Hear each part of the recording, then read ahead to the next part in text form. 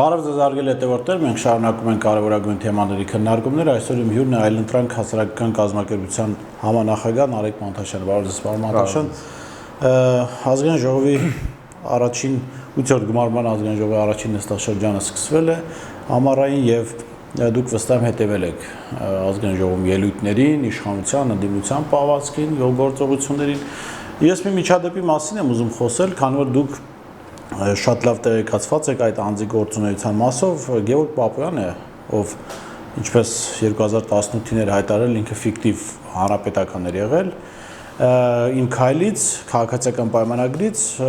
իր ելույթի ընթացքում ասաց, որ եթե այսպես գնա Հայաստան Դաշնքի ներկայացուցիչները կարող են իրեն նաև մեղադրել մարտի 1-ին մասնակցություն ունենալու մեջ, բայց ես գիտեմ, որ մարտի 1-ից առաջ ինքը բավական կոնկրետ դիրքորոշում ուներ, աջակցում էր հանրապետական կուսակցության ղեկավար եւ նախագահի տեխնատու Սերժ Սարգսյանին եւ նաեւ Տեր Պետրոսյանի տան դիմաց բողոքի ակցիա էր իրականացնում։ Ես խնդրեմ ես սրա մասին մի քիչ պատմել եւ ինչ կապ ունի կարող է ունենալ մարտի 1-ի հետ ինքը։ Բնականաբար մարտի 1-ի հետ ինչ որ կապ ունենալ ինքը այսպես թե այնպես չէր կարող, որովհետեւ երկու կողմերից էլ ինքը շատ փոքրիկ մարդ էր, ինչպես շարունակում է մնալ, բնականաբար նրա ներգրավվածությունը բացի գաղափարական աջակցությունը որևէ կերպ դրսևորվել չէր կարող։ Դե եթե մարդիկ պատրաստ են սեփական կենսագրությունը հանուն ինչ որ բանի, կապ չունի դրա հետ, լինի պաշտոն, բարիք, փող, վաճառել կամ փոխանակել ինչ որ բանի հետ, դա խոսում է այդ մարդկանց բարոյական արժեհամակարգի մասին, հա։ Եթե մարդիկ պատրաստ են կեղծել սեփական կենսագրությունը, բնական է այդ մարդկանցից սպասելի էր նաև կեղծել պատերազմ, կեղծել եւ այլն։ Հիմա այս մարդիկ մենք կոնկրետ օրինակի մասին ենք խոսում, բայց այնտեղ մոտ 70 նման մարդիկ են նստած, նույնիսկ բերանս չեմ ուզում ապականեմ անուններ հնչեցնեմ, բայց դուք ճիշտ եք, այո, այդ ակցիային առաջին նախագահի տան դիմաց մասնակցել եմ ես։ Ինձ հետ միասին եղել է նաև ձեր նշած ոչ բարով անձնավորությունը, եթե ինքը իր մեջ տղամարդկություն կամ բարոյականություն կգտնի այդքան խոստովանի չէ, դրանից ավել ես որևէ բան նրան անդրադառնալու չունեմ, որովհետև եւ իմ եւ ձեր եւ եթերային ժամանակը առավել եւս բավականին ավելի թանկ է եւ մեր երկիրը այսօր այնքան կարեւորագույն հարցեր ունի, որ դրանց մեջ կաթիլներին անդրադառնալ կարծում եմ։ Տեսեք, պարոն Մանթաշյան, իմ քայլը այդ քաղաքացիական պայմանագրի հիմնականում իհարկե կան այնտեղ մարդիկ, որոնք ունեցել են կենսագրություն, չգիտեմ,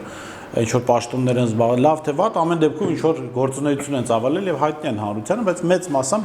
դրանք մարդիկ են, որոնք Գևորգ Պապոյաններ են, այսինքն այդպիսի վառ կենսագրություն չունեցող եւ այդպիսի մարդկանցից մեկը օրինակ Արփի Դավոյանը կանգնում եւ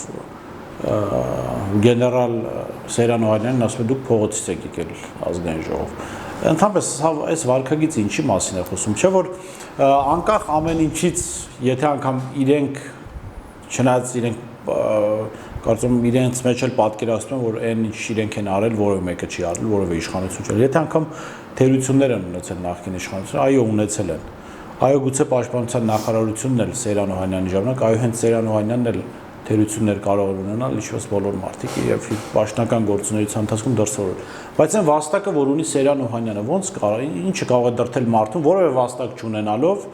առնվազն Հայաստանի նկատմամբ, այդպես խոսել այդ մարդկանց հետ։ Սա ախր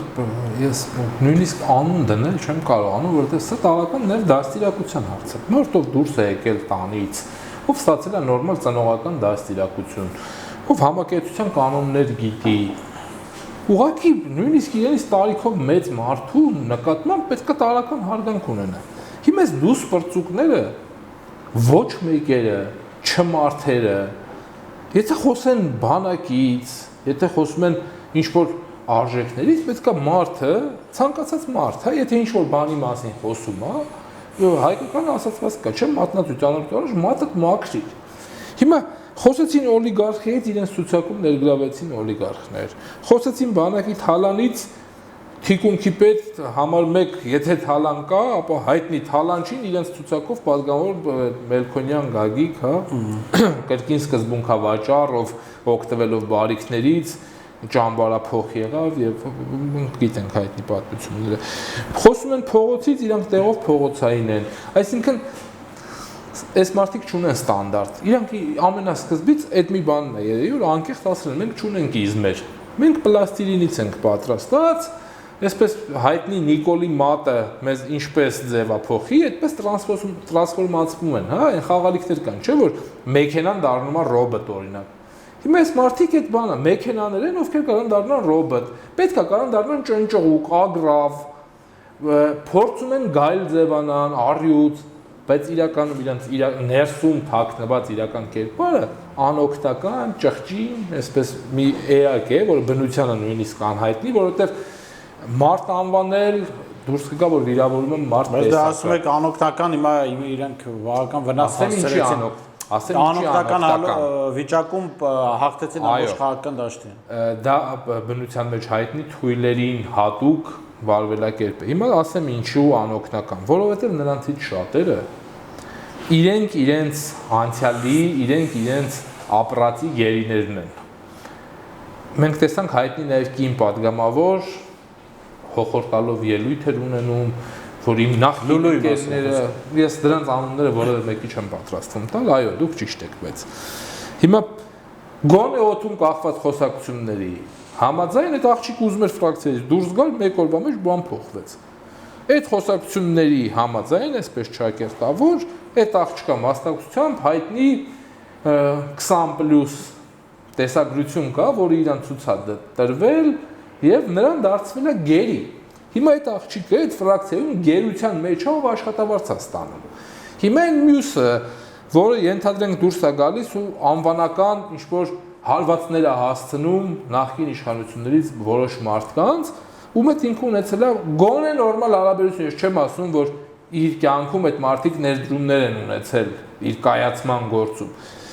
Հիմա այս մարդկանց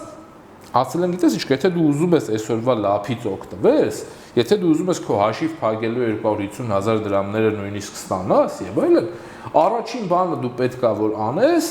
վեր կաց եւ թքիր քեզ հաց տված ձեռքի մեջ, որպեսզի գնալու տեղ իրենց անցյալի հետ Նիկոլը կամ որևէ մեկ այլ հետաքրքիր է, դուք շատ տեղին դիտարկում արեցիք, պարոն Մանտաշյան, ներողություն եմ խնդրում ընդհատելու համար։ Ես նայում էի վերջերս քաղաքացիական պայմանագիր կուսակցության անդամների կենսագրությունները,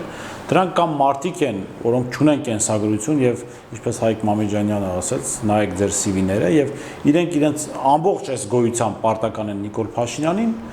կամ իրենց կենսագրությունները 1-2 բացառությամբ այնքան արատավոր են, որ ասենք, չգիտեմ, իրենք լավագույն դեպքում կարող էին ԿՊ-ում հայտնվել։ Այսպես լավ մեկ այլ օրինակ բերեմ։ Մարդով հանուն падգամավորության նորմալ տղամարդու բերանից իրեն վերաբերվող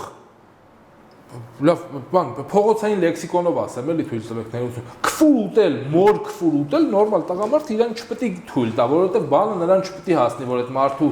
խոսքերը այնքան կասկածելի լինեն, որ ասես գրավոր գրի էս ինչի տաղա ալնեմ, որ իմ ասածը կանես։ Հիմա մարդ ով որ տենց ղազագիր է գրել ու հետո այդ իր գրած ղազագիրը չի պահել, փախել է այդ կուսակցությունից։ Ում վերաբերյալ Նիկոլ Փաշինյանը ամբիոնից ասում է վզներից պետքա բռնել եւ շպրտել, փաստորեն այտենցներին ինչքան անպիտան այտենց թափելու խաղալիքներ կան, շպրտում են ընկնում պատկերացում ունեք, օրինակ ում որտեղից շպրտել են, այդ դնոն ամենատակը, հա, ԿՊ-նա, որտեղից ով ընկնում, այդտեղ ընկնում։ Աղբը հավաքված այդտեղ։ Բայց հիմա դուք պատկերացնում եք, ասենք, երբ որ այդ հայտնի անձը իր նախկին կուսակցությունում անբարոյականի զավակ լինելու քֆուր էր դրել իր վրա։ Հիմա ինչ քֆուր կարող էր դնել, որ ասենք հասկանալի ու էֆեկտիվ ավելի, էլի։ Հիմա ունենք իրավիճակ, երբ ոչ միայն այդ անձի դեպքում, այլ նաև շատ-շատերի ԿՊ-ից քեզ թվում է սա ներքևն է, սրանից ներքև հնարավոր չի ուղղակի, քո մարդկային երևակայությունը սահմանափակվում է։ Դու մտածում ես, որ լավ, անբարոյականի զավակից են կողմել ինչ կարա լինի մարդը։ Մեկ էլ տենում ես, հոպ, սրանց երևակայությունը հերիքել է, մտածել են ավելի ներքև ինչ կա։ Ես վստահ եմ, երբ որ օրը գա, մոտալուտ իշխանափոխությունից հետո երբ փորձեն ճամբարափոխ լինել, Նմանատիպ այլ թղթեր ավելի երևակայական քֆուրներ կերած են, այնպես բաներ ենք տենալու, որ հիմա որ ասենք փորձենք պատկերացնել մեր երևակայությունը չի եղել։ Դեպքում արդեն տեխնոլոգիաներ զարգացել են, գուցե թուրք ինչ որ տեսանյութ են նկարել, ինչպես ձեր նշած մյուս պատգամավորի դեպքում։ Բացարձակ որևէ բան հերքել չեմ կարող, սпасելի է, հավատացեք, սпасելի է։ Այս որակի ազգային ժողովը մենք ունենք, հիմա Հայաստան դաշինքը, պատիվ ունեմ դաշինքը, այսպիսի մարդկանց հետ պետք է աշխատեն։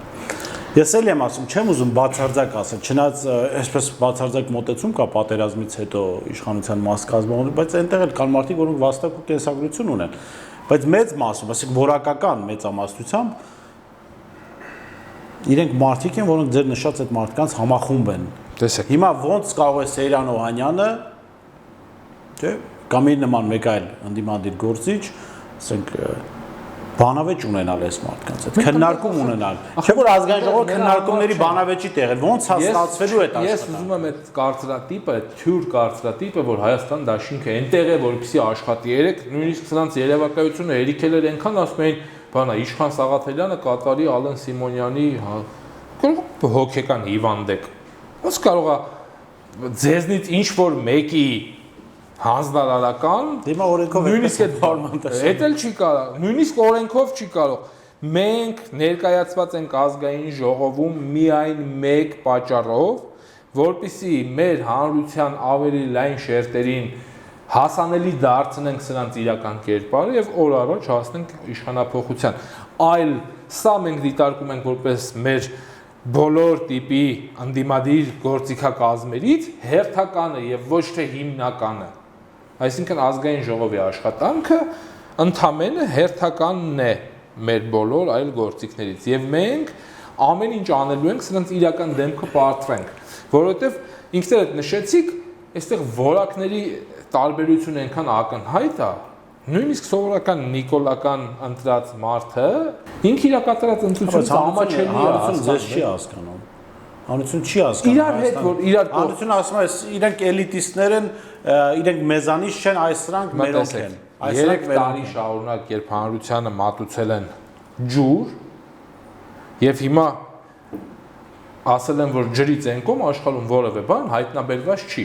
Հիմա մենք ջրին այլընտրանք հանրությանը ցույց ենք տալիս ծիրանի սոկ ենթադրենք։ Ասում եմ որ սրանից էլ կա ժողովուրդ։ Այդ որ ձեզ ասել են որ իրանք են ու վсё ձեր ընտրությունը պարտադիր չի լինի միայն դեբիլների մեջ։ Բայց գոնե ասեք ճահիճի ջուր, որովհետև ջուրը կյանք է, չէ՞։ Դե հիմա տեսեք, ջուր ասած ես նկատի ունեմ որևէ համ, հոտ չունեցող ինչ որ բան, այո, կյանք է, բայց այդ կյանքը կարա լինի լավ եւ վատ։ Հիմա այս մարդիկ ընտրել էին ապագա, բայց այդ ապագան նույնպես մշուշոտ եւ անկանխատեսելի է։ Ես ձեր հետ համաձայնվում եմ, տեսեք, բայց այստեղ ուրիշ խնդիր կա։ Այդ հանրությունը տեսել է Ռոբերտ Քոչարյանի կառավարումը, չէ՞, նախագահ։ Այսինքն իրենք արդեն համեմատելու բան ունեին։ Չունեն։ Չէ, տեսել են 3 տարի ինչպես են իրենք կառավարում եւ 10 տարի ինչպես է Ռոբերտ Քոչարյանը կառավարում։ Ինչպես ստացվեց, ինչպես հիմա նույն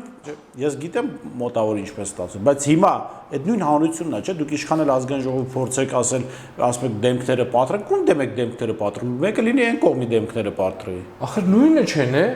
Հասկանում եք, որ նույն հանրությունը չի։ Հասկանում եք, որ 13 տարի հանրությանը մատուցվել է կեղծիք, այսօր 17-18 տարեկան երեխեք կան, ովքեր ծնվել են քոչարյանական տարիների վերջին շրջանում, ասում են բանա, դե այն ժամանակները, բան ասպես դու այն ժամանակները ինչ ես տեսել։ Հասկանում ես։ Բայց հետո եկավ Սերժ Սարգսյանի իշխանությունը, Քոչարյանի իր ավաջորդը, պետք է որ այդքան վատ չլներ այդ ընթացքում։ Տեսեք, մանիպուլյացիաները Քոչարյանի նկատմամբ քարոզչությունը։ Ես չեմ ասում Սերժ Սարգսյանի իշխանությունն է հակակարողություն արել։ Ես ասում եմ 13 տարի ընդդիմադիր, այսինքն ոնց թույլ չտար։ Դե հիմա ոնց իրենք թույլ չեն տալի իշխանությունները։ Տարբերությունը օրենքներ են ընդունում, փակում են, Տարբերությունը հենց այդ է։ Հիմա դուք գործընկերներով դուք միջև այդ կարող եք հանգիստ հայել իշխանություններին, հիմա արդեն չեք կարող հանգիստ հայել իշխանություններին։ Այդքան գումար ունեք։ Չեմ պատրաստվում վճարել։ Մենք 200 ես այսօր հետաքրքիր հաշվարկ եմ արել։ Ես վստահ եմ Հայաստանում մոտավորապես 1 միլիոն մարդ կիսում է իմ հայոյանքները սիրով։ Եվ եթե ամեն մեկը իմ հայոյանքը որպես իրենց սրտի հայոյանք ընդունի մեկական դոլար, ես 1 միլիոն դոլարի հայոյանք կարող եմ տալ։ Այդ մարդիկն են ուզում հայոյել, չեք կարելի է ֆոնդ ձևավորել, իմիջիայլոց էլ մեկ այլ տաղավարում առաջարկելով նաև կանխավճարային տարբերակ, որպեսզի մարդը վատ դրության մեջ չհայտնվի, օրինակ հայոյի ու հայտնվի հարկադիրների տակ,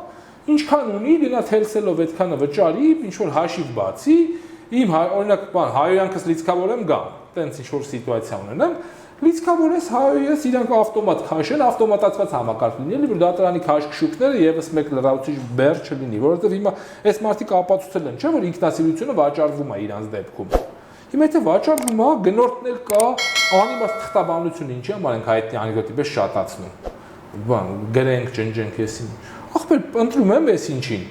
Այդ ինչի անվանն հաշիվը բացվում է, իրան գումարը փոխանցում, հայոյում եմ հանրային, անցնում ենք առաջ, ի՞նչն է խնդիրը։ Ինչի համար ես պետքա քաշգամ գնամ դատարան, դատարանը որոշի ինչքան տամ։ Թող ինքը ասի, ինքը իր օրինակ չգիտեմ,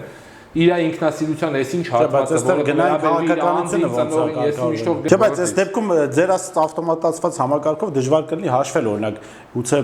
նախարարի ծնող հայոյել ավելի թանկ պետք է արժենա падգամավորներին այդ ըստ պաշտոնի չպետք է լինի։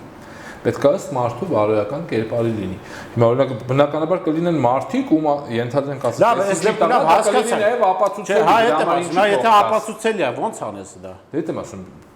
ինքը եթե հիմա մարդը գիտի, չէ, իր այսինչ հայր կամ մայր ծնողը կամ իրենց պատկերացումներով համար 1, համար 2 ծնողը, այնքի ինչ շրջափուլում, ինչ կենցաղ է վարել։ Հիմա եթե դու կարողանում ես իրականությունը բարձրաձայնես, ասես ենթադրենք, դու լավ կոռուպցիոների տղա ես, հա, չգիտեմ, դու շան որդի ես, չգիտեմ, ինչ որ մի բան, օրինակները շատ են, եթերերը ափսոս։ Ու դու կարողանում ես հիմնավորես, հիմա սա արդյոք հայոյանք է։ Ես կարծում եմ սա ընդհանրապես հանրությանը իրականության իրազեկում է եւ պետքա սրա տակ որևէ վճարում չլինի կամ մաքսիմում ենթադրենք մի 1000-1500 դրամ զուտ թեթև տեսեք մենք ինչքան փորձում ենք հումորով վերաբերել, բայց այնուամենայնիվ սա այսպես աղետ է դառնալու հանրության գլխին հայոյանքի քերականությունը, որովհետեւ մի կողմից ունենք իշխանություն, որը ամեն բան անում է, որ իրան հայոյեն, այսինքն անում է այնպիսի բաներ, որ հայոյանք ամենամեղմ բանն են, որում չգիտեմ բռնության կոչ չանեն, բայց շատ այլ պետություններում գործնական քայլեր են անում, այդ հայոյանքը գործնականով են անում։ Հիմա սա հանրությանը կեղեքելու եւս մեկ միջոց եմ ես համարում։ Եվ հանրությունը ինչ պետք է անի, այսինքն հիմա մարդիկ սկսելու են դուք ասացիք ավտոմատացված համակարգ պետք է լինի, ինչը եթե լուրջ պատասխանեմ լավ ավելի ձեր հարցին։ Ես վստահ եմ դուք ծնվել, դաստիարակվել ենք այնպիսի արժե համակարգում, որ հայոյանքի համար պատասխանատվության մեթոդները այլ են եղել։ Նախ հայոյանք հնչեցնելուց առաջ տղամարդը պետք է հասկանա խոսքի արժեքը եւ այդ խոսքի պատասխանատվությունը հետագայում։ Սա մեկ։ Եվ դա բնավ օրենքի կամ ֆինանսական ծախսերի դաշտում չի եղել։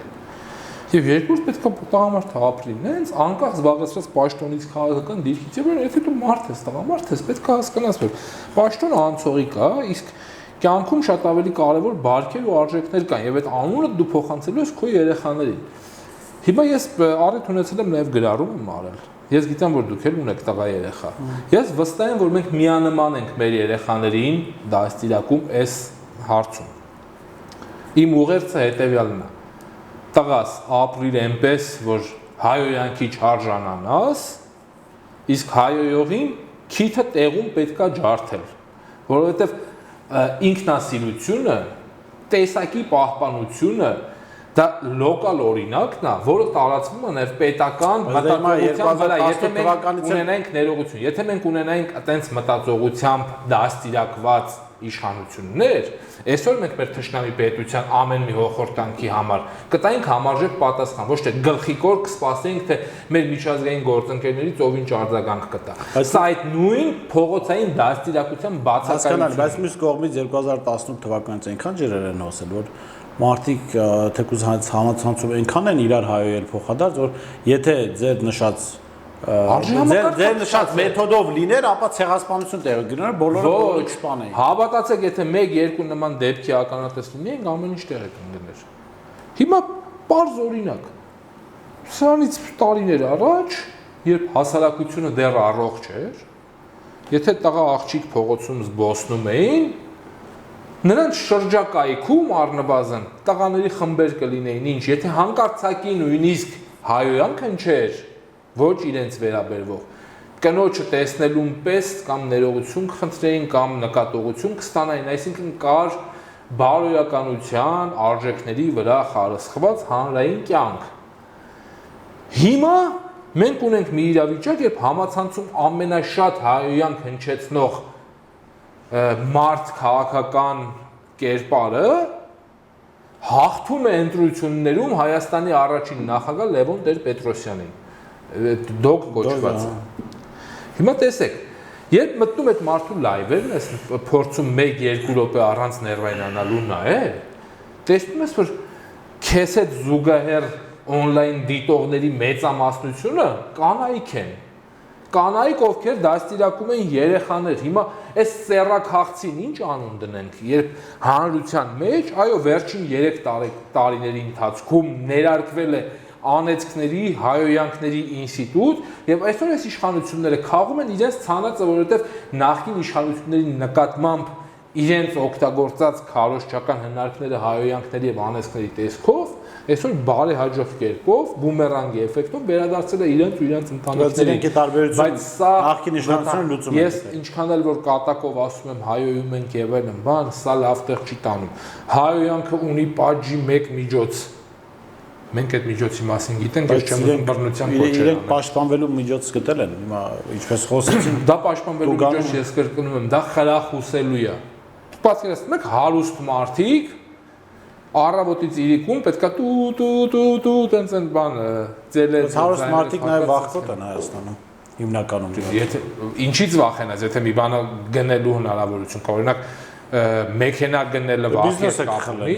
ինչի համար։ Եթե դու վճարովի ծառայություն ես ձեռք բերում քեզանից ինչի, օրինակ այդ եմ ասում, եթե դու գնում ես պետրեգիստրում վճարում ես անում, որ ՍՊ բացես, դրա համար պետքա բիզնեսը խլել, հիմա նույնն է գնում ես ինչ-որ հիմնարկ փող ես տալի քրվում ես։ Բայց պետք է նաև հանրային, սա էլ ասեմ, հանրային ինչ-որ նախաձեռնություն լինի։ Ի վերջո, այս իշխանություններն են, չէ՞, մեր պետական տոները ոչնչացրել, մայիսին, Արցախի բանակի օր, չէ՞, գոնե տոն օրերին հայոյանքը ձրի դառնա։ Տեսեք, ես կարծում եմ, քանի որ Հայաստանի Հանրապետության քաղաքացին է հիմնական հայոյող կողմը իշխանությունների, ես կարծում եմ գոնե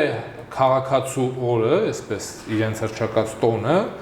կարելի է այդպիսի մի հետաքրքիր միջոցառում կազմակերպել, հայոյիր որքան ուզում ես ենթադրենք, այդպիսի ակցիա իրականացնի կառավարությունը, Իրանց դեմքերով կարա լինի նաև ինչ-որ համակարգչային խաղի տեսքով, մտնես պտիշկեքով նշես, ում ես ուզում, ինչ հայոյանք եւ այլն, ինքը համակարգիչը արդեն ձևավորած բերի, էլի։ Ամփոփելով պարոն Մանթաշյան, այս ազգային ժողովը, այս իշխանությունը, որը իր գործունեության այս առաջին իսկ օրերից իրեն աշխատավարձ է բարձրացնում, ծախսերի գումար են, ձեռի գումար են ավելացնում, հիմա արդեն խոսք է գնում նոր հարկատեսակի ներմուծման, այսինքն հանրությանը ֆինանսապես կեղեքելու, իրենց լավ կյանք ապահովելու միջոցներն են գործարկում եւ մյուս կողմից էլ անտարբեր են ադրբեջանցիները մտան Հայաստան, չմտան Հայաստան, դուրս եկան թե դուրս չեկան եւ իրենց հանգիստ կյանքով են ապրում ազգային ժողովի շենքը եւ կառավարության շենքը պաշտպանված են ավելի քան երբևէ տպավորություն է որ ադրբեջանական զինվորները հասել են այդտեղ եւ այդպեսի պաշտպանություն է դատելով այս ամեն ինչից եւ իրենց անտարբերությունից Հայաստանի խնդիրների նկատմամբ իրենք երկար կյանք ունեն թե ոչ այս իշխանությունը եթե սրան գումարենք այն որ նախագահ Քոչարյանը պնդում էր որ ըստ իր վերլուծության 1.5 տարի ձգի այս իշխանությունը Կարծում եմ բավականին օպտիմիստական էր նախագահի այդ գնահատականը որովհետեւ ինքնաոչնչացվող իշխանությունը կարծում եմ ունի ինքնապահպանման այդքան ռեսուրս, որ դիմանա, որովհետև մարդիկ տեսեք այսօր արդեն բոլոր իրենց падգամավորները դուք կարծում չեք ժխտի, որ այդտեղ հայտնվել են մեկ մոգական բառի շնորհիվ՝ Նիկոլ։ Չէ՞, նույնիսկ նրանց նախընտրական պաստառները նույնիսկ ազգանուն չկար, գրած էր Նիկոլ։ Հիշում եք։ Հիմա ազգային ժողովում ընդդիմությունը երբ օգտագործում են Նիկոլ բառը նկատողություն են անում։ Հասկանում եք, իրենք Աննա Մկրտչյանին է։ Երեք էլ Արեգնազ Մանուկյանին Նիկոլենք բառի համար Նիկոլենք էսի ինչ Նիկոլենք չի, այսինքն ես օրինակ հայերենի իմ իմացությունից թույլ է տալիս, չգիտեմ, քերի ենք, մորքուր ենք, Նիկոլենք։ Ես այդտեղ վիրավորական։ Հիմա ուրիշ հարց, եթե մարդիկ հասկանում են արդեն, որ Նիկոլը դարձել է հայոյանքի հոմանիշ կամ վիրավորական արտահայտություն եւ Նիկոլ բառը օգտագործելուց օրինակ նկատողություն են հայտարարում, սա նշանակում է, չէ՞ որ իրենք արդեն հասկանում են իրենց մոտալուտ ինչա կատարվելու եւ փորձում են այդ ուժային, այսպես ցույց տալ իրենց Ռեմբո տեսակը, իսկ որպես կանոն այդ ձև պահվող գետնից կտրված, հա, ինչքան իրանք փորձում են ցույց տալ, որ իրանք ամենազոր են, այդ ձևի հետևում տեսնում ես, որ բովանդակություն չկա։ Իրանք փորձում են շղարշով պատել իրենց դատարկեությունը, իրենց մոտալուտ վաղճանը հանրությանը ցույց տալ, որպեսզի որ դեռևս իրենք ուժեղ են, որպեսզի կարողանան իրենց դավադիր պլանը հասցնել ավարտին։ Որովհետև այսօր մենք արդեն տեսնում ենք առավոտվանից երասխում շարունակական կրակոցներ եւ այլն, եւ այս ամենի հիմքում մեր պետությունը, մեր ժողովրդին, մեր Արցախը այս օրին հասցրած իշխանությունները կործանման բերած մեր երկրի արչև այսպիսի պատուհասներ կառուցած, մեզանից 5000 կյանքեր խլած իշխանություններին տալ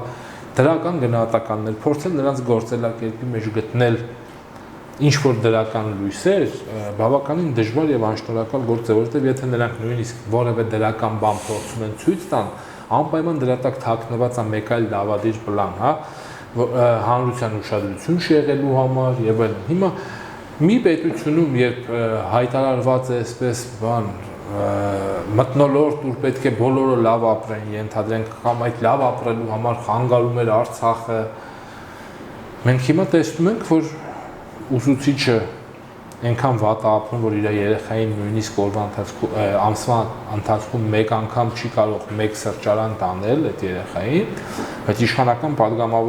իշխանական չէ, падգամավորների համար իշխանությունը ստեղծում է պայմաններ, որ ամսական 250,000 դրամ կաֆե գնալու ու ստանալու։